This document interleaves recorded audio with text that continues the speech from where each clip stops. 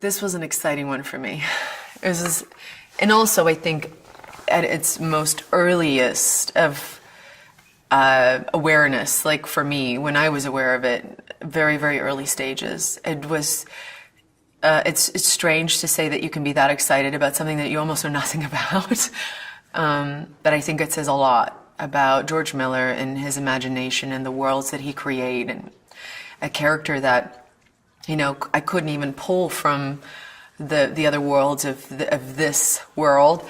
You know, she was brand new, but I met him once, and I just knew that it was going to be something really special. Yeah, and then of course he so didn't let me down.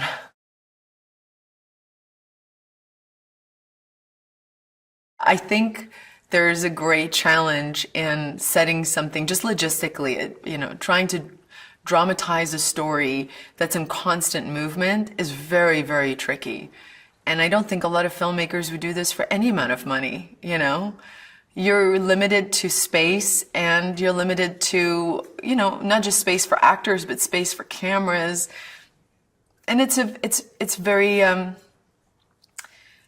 think it could be very frustrating to a lot of people, but to George, it's in the challenge of all of that, it's almost what he thrives in, and that's when he comes alive. And there were moments where I realized that that was all I was doing pretty much every day showing up in this movie, was getting in this war rig and dramatizing from this space that was this big. And there was a great challenge in that. And also, you know, most of the time, you know, really only having this part of your body that you could really explore storytelling with. And then you realize that it becomes the ultimate experience, because even though you're limited in certain areas, you have a filmmaker that is seeing possibilities where you could never even see possibilities. Broken, scared, angry, disappointed, frustrated.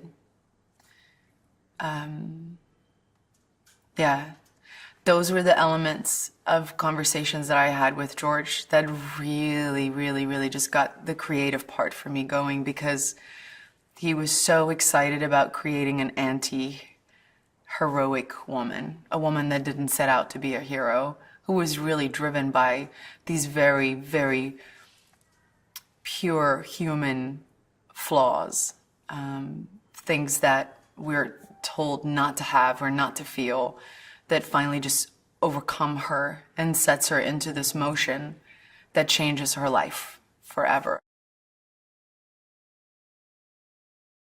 This idea that she's kind of saving these women, to me, just didn't feel as interesting as they belong to a man who hurt her incredibly, and she's just had enough, and she's going to take these women with her, and she's going to take what matters to him the most. She's going to take the most valuable thing away from her because he took the most valuable thing away from her. So it really is the ultimate story of revenge that starts this woman's drive off. And so it was, you know, there were little things that kind of geared us in a direction. And George was always so willing to go there with me. God bless him. You know, you can't do this stuff alone, and unless somebody kind of embrace that thought process, you can't do it. And he was with me. I mean, we were really eye to eye on that. And little things like the fact that she would never call them by their names, that she didn't want to know their names, because she knew the world that they were going into, and there's no room for attachment. I had just done a press tour, you know, and I was just so done with hair and makeup, and I just literally just had this moment where I was like, I need to shave my head. We need to shave my head. Like, I can't think about what I'm going to do with my hair in this movie anymore. I'm going to be in a desert. I'm a new mother. Let's just shave it and stop talking about it. And I called George because I was so excited that I was, you know, that I had finally come to this conclusion. I think I woke him up at like 3 a.m. and I said, George, we have to shave my head. And he just took this breath. It was like finally he could breathe, and he just went, yes. And so the next day we did it, and I think it was the right decision for the movie. I look at the movie now, and I can't even imagine doing it any other way.